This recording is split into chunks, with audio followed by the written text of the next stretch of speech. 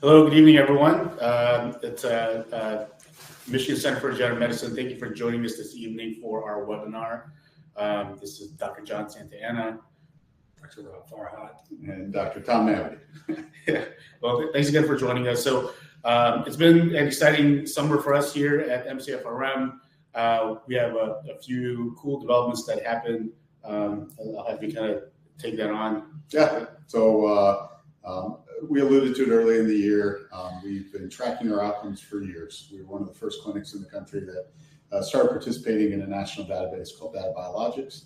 And over the course of the last 3.5 years, we've been identified as being one of the clinics that's obtaining the best outcomes in the country. And that's something we're really proud of and excited to share with everybody. That really comes down to evaluation skills of our physicians, injection skills of our physicians, as well as the quality of the regenerative products we're injecting. Getting a dose, counting our cells, making sure we're injecting people with the appropriate amounts of stem cells, platelet-rich plasma. All the products that we inject have a cell analysis associated with them. So by doing everything, quote unquote, the right way, we've really driven our outcomes up. That's now being recognized nationally. We received an award, and we are now a training center. So we've hosted our first training for physicians around the country, even around the world. We had a physician come from France for training. So we're really happy to share our outcome and the quote unquote secret sauce that is driving our outcomes. And that's really what we're here to share tonight is slides that show pain significantly improved, function significantly improved, and probably one of the most important take-home points is we've had zero serious negative outcomes. So none of our patients have gotten worse from any of the regenerative procedures we offer. I guess with that, maybe let's jump into some of the slides and some of the data, and then we have some questions or some asks of our patients, those of you who are listening, to help us spread this knowledge. 1 second. So with what we do is we've been doing this for a while, since 2019. Well, we've been big proponents on being transparent on our outcomes. And part of that is we wanted to track our patient outcomes through these surveys that are all patient-centered and voluntary. So we're going to share you some of that data tonight. So this slide is our satisfaction report. Essentially, it kind of looks at when patients are given surveys that we treated at different time points during the past 2 years or so. They give satisfaction surveys as far as how happy they are with their procedure and their outcomes. As you can see, on the left, we have a 90% patient satisfied score at 6 months. 29% of those are extremely satisfied, 61% are satisfied, and only 10% are not satisfied. As far as our numeric pain scores are, we get a pretty consistent decrease in our pain scores, shown by the black line and the blue line. We do have some patients who are not satisfied with the procedure because, again, these are not 100% slam dunk cases. Unfortunately, that some cases just don't respond as well as we'd like, but we'd like to keep that at a lower number. Overall, from looking at on the right side of the table, you can see the body parts that we treat. So from knees to shoulders, we get about an 80% satisfaction rate with shoulders. For the spine, it's about 65%. For the hip, it's 51%. For the cervical spine, it's 79%. And the wrist and hand is 67%. So these satisfaction scores are pretty good, definitely compared to options such as monitoring, not doing anything, steroid injections, physical therapy, even surgical options. These are pretty good scores.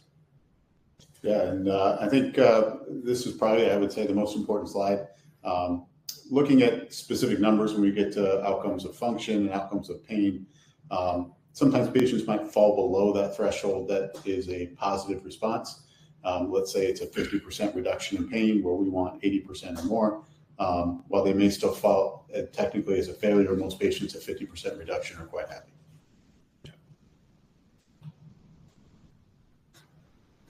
How do you move to the next slide? There you go. There you go. This next slide is one of the most common treatments that we do here are for knees. So this scale that we use is called the Coos Junior. It's a widely accepted survey and for knee injury and knee osteoarthritis. It looks at function, it looks at pain. So what the graph shows you is the higher the score, the better the number is. And we're happy to say that over the past, even over 2 months of our data, we're still getting really good, consistent results above baseline of about 20 points, which is just significant for a lot of people who've been suffering from chronic knee issues, and those who are pretty much on the door of a knee replacement. Yeah, the sustainability of those scores, I think, is really important too. You see it go up.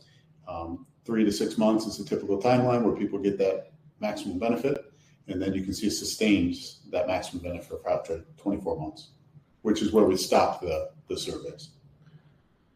And then you can see too, like from the age range that we have, it's pretty up there, right? We're not talking about young patients. Our average patients are in the 60s, and people who've gone through a lot, either through activity or through sports or just wear and tear, is what we see.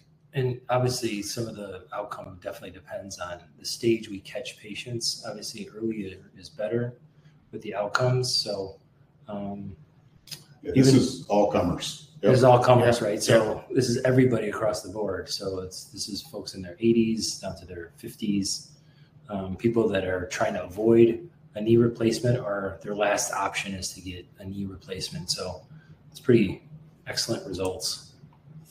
All right. This next one here is the ODI. So ODI is a disability index, primarily looking at low back pain. So low back pain and lumbar spine is our second most common region that we treat here at the Michigan Center for Regenerative Medicine. As you can see, the average ages we have are 54, but the youngest patient I've treated is 18. I believe Dr. Nabby, yours is 92 years old. So it's from all comers, patients with chronic back conditions, acute back issues from motor vehicle accidents and work-related issues, to high-level athletes, to weekend warriors, people with scoliosis. So this is from all comers too. And again, from our outcomes, consistent over the past 2 months, the scores, the lower the scores, the better is on this survey, and we can see that there is a continued sustained improvements.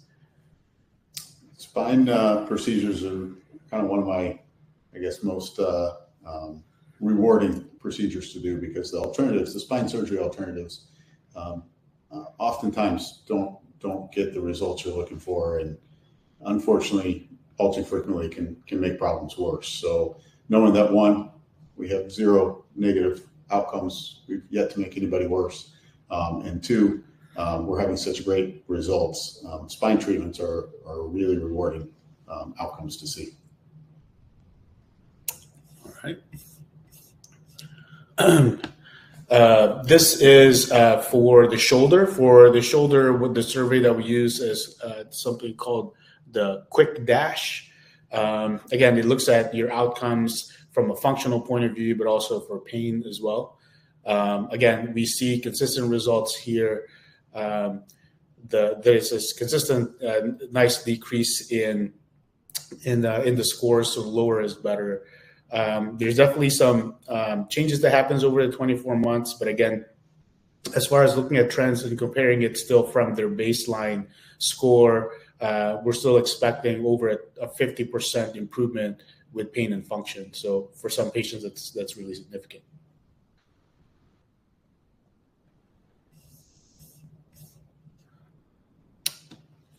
This is for a survey that we send out for our cervical spine patients who receive these treatments. Again, the lower the score, the better. And again, it's looking at both function and pain with regards to your cervical spine. And we do see a consistent and very significant decrease as far as their scores from baseline all the way up to 2 years. And my experience too, patients with cervical spine issues seem to do a lot better with our treatments. Lumbar is very challenging. You can see even the scores compared to the lumbar. They're better results. They're a little younger too, but there seems to be a much more dramatic improvement with the cervical spine in general, which is always nice to see, and get a lot of surprising results too. And not as bad of a recovery either. I find the patients seem to tolerate it a lot better in the lumbar spine. In this survey, the FAAM primarily looks at feet and ankles. So surprisingly, we see a good amount of feet and ankles here from, like I said, runners, mountain bikers, or ballet dancers, right? So we get a good amount of patients that come through here with plantar fasciitis, Achilles type issues. A lot of times, like, these are surgical type treatments, but again, with orthobiologics and the treatments that we do here, we do see a very consistent improvement with their scores. So for this survey, the higher the score, the better. And again, it's a pretty significant improvement over their baseline level, which is, again, we're very proud to have.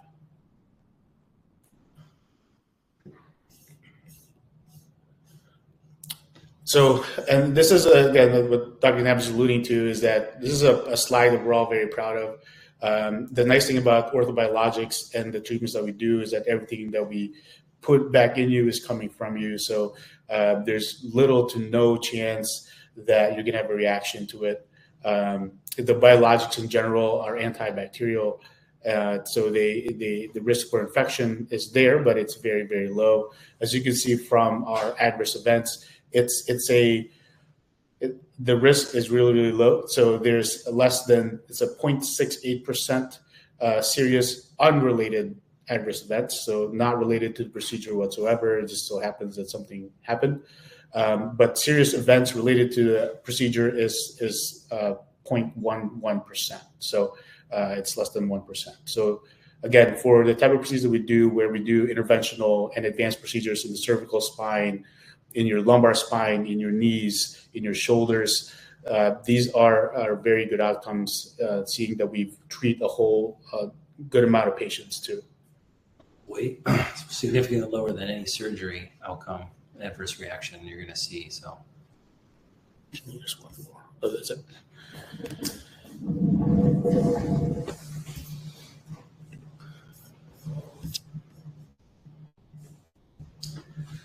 All right, so we're back. yeah. So anyway, so that's kind of their outcomes. I mean, we always try to be transparent with our patients every time we talk about these treatment options. We talk about your regular traditional medical options, from injections to nerve blocks, even surgeries, to discuss with patients about getting a secondary surgical consult. And then we talk about the orthobiologic options. And we're proud to say that when we say that our outcomes are really good and we give percentages of what our outcomes are, we've pretty much seen every case from the amount of patients that we've been seeing over the past few years here, that we've seen pretty much everything, and you can pretty much tell how the outcomes are going to be just by examining you and looking at your MRI and going over these treatment options. It's been one heck of a journey. It's been a lot of fun since Rob joined us about 2 years ago, almost, I think, and John and I, when we were kind of just first starting, we were sharing a desk in a small area. We'd look across the desk over charting at the end of the day and be like, "Oh, this stuff really works." And it's like, yeah, it really works. And now we have the data to prove it, which is just so rewarding to actually see these outcome data hold over time. And our case numbers just keep going up, and the numbers just keep getting better and better. As our techniques improve, as what we're injecting improves, as our knowledge of what patients are going to be really good candidates improves, it's showing in our outcomes. And it's just it's a joy to share that with patients and with everybody tuning in tonight. Yeah. And then, just going back and thinking through this journey too, when these major groups like ask us, like the IOF or TOBI, to be instructors and teach other physicians to do these techniques, we're actually looked at as people that can train other physicians to do these advanced techniques. it's like a full circle moment because like back then that was us, right? We're just trying to grasp all types of information and kind of learn all this stuff, and now it's our way of kind of giving back to the community to who's given us so much. So we're a little hesitant to share this news because it's not a signed deal yet, but we are very close with 2 insurance companies and starting to get some third-party payer coverage for this. Our data is what's driving those sorts of decisions. The outcomes are great. The cost is significantly less than surgery. People get back to work. They get back to their enjoyment of recreational activities faster than the typical surgical recoveries. And both of those contracts came from patients who had great outcomes and then went and talked to their employer, went and talked to their insurance company, and were able to give us some kind of warm introductions that now have led to, it's not a signed contract yet, but we hope soon sign contracts. So I guess my call to action or my ask for anybody that's listening is if you are a employee of a big insurer or a big a company that self-insures, or a decision maker or an influential person, we would love any kind of introductions you might have. We'd love to share this data with HR departments, other decision makers, and insurance company departments on how we can not only give people these kind of outcomes, but also save them money. In the end, that's usually what gets the insurance company's attention is we can offer a similar outcome for a much cheaper price. Yeah, and when we talk about insurance, we're talking about independent, small, mid-sized to large independent companies or group of companies that would want us to be their preferred provider for orthobiologics and orthopedic issues. Unfortunately, that's kind of where it has to start. We're not talking about Blue Cross or HAP or all these other places because that's not where this field is yet. But hopefully, one day. Yep. No. I think I'm good. Do you guys have anything else to offer? Should we answer some questions? Take some time to answer some questions. Sure. Let's see. Yeah. Let's see, Zoe, we're happy that you're here as well. Celeste is asking, do you use the patient's stem cells from umbilical cords, etc.? You want to take that route? Yeah, so we only use autologous cells. So that means your cells. We don't use any prepackaged products, no placenta, no amniotic fluid, none of that stuff. Right now, there's still a big debate with the federal government whether those things are appropriate. The FDA says no, but yet there's still a lot of providers out there using those products. But we do not. We only use your cells. It's autologous, so that means on the day of the procedure, we take your stem cells, either your bone marrow, your fat, or if you're going to do PRP, your own blood product. We process it here in the lab, and then we take that product and we inject it back into you. So not only is it safe, there's no concern for rejection, but it also follows the FDA-approved treatment strategies that are available right now. As I said, there are a lot of questionable treatments that are available in the market right now, and so that unfortunately confuses patients that are looking for this treatment. But it's we here at the Michigan Center for Regenerative Medicine only use autologous your cells as our treatment.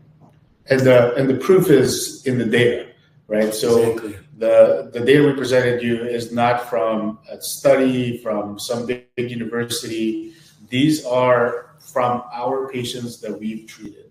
So that's really strong evidence, and I don't know what it is. Yeah, the bar's set pretty high. Our outcomes are really good. Yeah. To use something that's not coming from you. Not that I think it's terribly dangerous, but you are introducing, that was bottled up somewhere. Was it contaminated when it was bottled up? That was donated for somebody. They screened for things like HIV and hepatitis, but what didn't they screen for? That maybe 5 years from now, 10 years from now, we're going to say, oh, we shouldn't have injected the patient with that. If we were getting pretty poor outcomes, I would be a lot more motivated to try some of these more experimental things. And there are laws that are passing that are making it a little less regulatorily scary to do so, but I still think I'm going to be very hesitant to switch to any of those products just given how good our patients are doing. It's going to be it's going to require evidence to prove that they are superior before I'll be ready to switch. Yeah, same. I can't read any of that. So I got a couple here. We got one. What part of the body do you take the stem cells from? I've had hip replacement and a total knee. I'm trying to avoid another total knee. Yeah, so we actually take it from the back part of your pelvis called the posterior superior iliac spine. It's the prominent part in the lower back. It's typically not, there's nobody having surgery back there typically. It's usually easily accessible, and it's actually not as uncomfortable as people think it is. And that's been reported to me over and over again. We have an excellent technique, how to anesthetize the area, how to identify the area. So if we're doing spine, we're using the bone marrow aspirated from there. There is some of the peripheral joints can be done with lipoaspirate, so essentially your fat. We can use that as well, but we don't use that for the spine. We only use the bone marrow. You can get the bone marrow from pretty much any bone, but the highly concentrated area is that back part of the hip pelvis area. But having a hip replacement doesn't come in any effect. A lot of our patients have had joint replacements, and we can still aspirate out of that crest. Yeah, like I said, usually people aren't having surgery in that area unless it's some bizarre trauma or something really, really strange. So it's not a problem for us to access that area. We've got another question came in about data. How do you think collecting outcomes data in your practice helps future patients? I think it helps tremendously with our patients. I think from a patient point of view, it gives patients that, we've kind of dedicated our craft to perfecting our craft to be able to produce these positive and really good outcomes from patients. Having a good number of patients and delivering good results for patients with a very good safety profile is comforting for a patient. And for me, if I wanted to refer a friend or a family member, it's very comforting to know. From a physician point of view, it just kind of verifies what we're already thinking, what we know, and kind of reconfirms that this is really the way to do interventional orthopedics. Is kind of doing it the way that we're doing it, and we're doing it the right way. Yeah. Plus, in the end, we're really scientists, right? So we're trying to use the data that's provided by our patients. So as physicians, and in the world of medicine today, it's evidence-based medicine is what we're theoretically running our healthcare system on. And so we have the proof in the pudding right there. So we don't have to make something up. We're not trying to sell you on something. It's not like a sales pitch. You're not buying a timeshare or something like that. It's really, we're showing you data that we didn't make up. It's, hundreds of patients that have done the survey to give their feedback. So I think it tells, if you go to some other facility that's not using autologous or whoever, ask them to present you some data. Even a surgeon. Look at a surgeon. Like, can you show me your data? No, they're going to show you some published data in a third-party magazine that they use that they're not even maybe using that same technique. So I think it really, really helps us stand out as a facility. Ditto. Couldn't agree more. Yeah. Said well. Maybe one last question here. Okay. How many treatments are usually required for a shoulder? Typically just one. We plan our procedure similarly how you would plan a surgical procedure, right? The plan is do it once, do it right. We make sure that we have the right dose of cells to have a good outcome. We've been doing this a while now. There's a lot of published data talking about like what dose of cells you need in order to have a positive outcome, and we adhere to that. So again, data is king. We have our practices and how we do our processes pat down, that we're able to come up with good techniques and good outcomes come out of that. And again, what we try to do is quantify what we're doing. So you go to some facilities, they'll say, oh, you need 3 treatments or 5 treatments or whatever. It's because they don't really know what they're giving you. So if they're taking the blood from you or they're using a prepackaged product, they don't necessarily know unless they're counting those cells what they're giving you. So we forego all that. We have our own lab, we have a cell counter, we have somebody that can give us objective data to show, okay, this is how many cells that you're going to get today. So we don't have to worry, we don't have to hedge our bets on multiple treatments. And so I think that's where the difference is. When you go to other facilities, they're saying you have to get this and that. Well, it's a one-time deal here. We just need to do it one time. Do it once, do it right. Yeah, exactly. Just make that a shirt. Appreciate everybody tuning in. If we didn't get your question, we apologize. We do take emails. It's on our website, regenerativeMedicineMichigan.com, or email us support@mcfrm.com. And again, if anybody has intros to decision makers that might be able to move the needle and getting these procedures covered, we'd love to share our data with them.